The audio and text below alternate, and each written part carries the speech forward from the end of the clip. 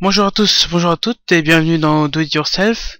Alors c'est une vidéo un peu spéciale, c'est surtout pour vous montrer sous quelle utilité on peut utiliser la SDL. Donc principalement la SDL c'est utilisé pour les jeux 2D, pour créer des jeux 2D tout simplement, avec de la musique, des images, pour faire des petites vidéos, enfin voilà, c'est assez compréhensif, c'est assez simple à comprendre.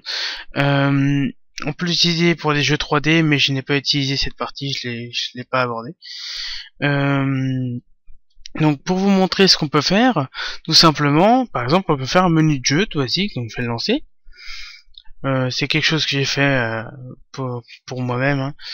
Mais c'est pour vous montrer un peu les possibilités de cette bibliothèque. Donc, vous voyez, vous avez un jeu basique avec de la musique qui tourne derrière, avec la possibilité de muter. Je crois pas que je l'ai mis en application, je l'ai pas mis.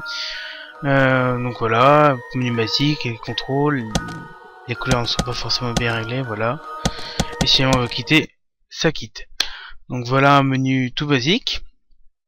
Donc pour ce qui est du son, enfin tout ce qui est son cours ou musique, ça ne vient pas de la SDL. C'est une petite bibliothèque qu'on a rajoutée après, mais je dirais comment l'utiliser aussi dans les tutoriels. Il n'y a pas de souci. Mais ça viendra en temps et en heure. On va d'abord voir comment fonctionne le reste avant de s'attaquer à la musique. Et il y a aussi les textes qui sont à part aussi. C'est une autre petite bibliothèque qui s'incruste avec la SDL. Mais tout ça se couple pour faire un jeu vidéo. Donc par exemple, je vais vous montrer le projet qu'on a eu à faire en première année à mon école. Donc c'est un projet que j'ai développé tout seul, puisque les autres membres de mon groupe faisaient d'autres projets de leur côté. Donc par exemple, un jeu d'avion, tout simple, hop, en pixel, avec, vous voyez, la gestion de l'ombre en dessous, juste là, les décors, déplacement des décors en fonction, enfin déplacement de la caméra en fonction des décors, voilà.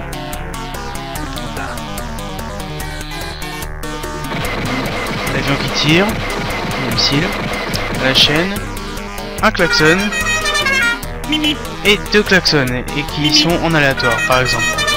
Donc vous voyez, on peut faire vraiment tout ce qu'on veut.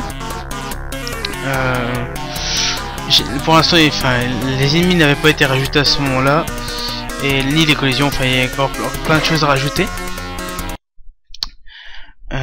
Oui, hop là. Donc vous voyez, les possibilités sont assez grande. Vous pouvez faire vraiment tout ce que vous voulez. Vous pouvez faire du RPG, comme du jeu de shoot, comme du jeu d'action. Donc après, c'est à vous de voir ce que vous voulez faire avec. Mais c'est une bibliothèque très très puissante.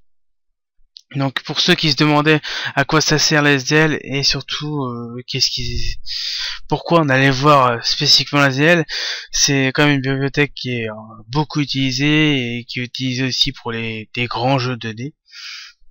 J'ai pas d'exemple sous la main, excusez-moi.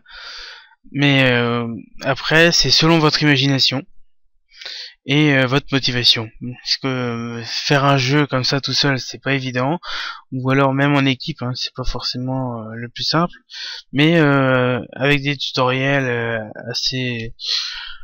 assez simples à comprendre, vous pouvez faire vraiment tout ce que vous voulez.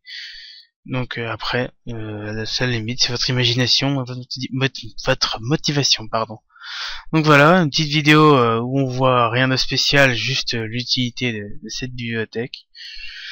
J'espère que ça vous a plu, ça vous permet et que ça puisse vous permettre de comprendre à quoi sert tout ça. Donc je vous souhaite une bonne journée et à une prochaine vidéo.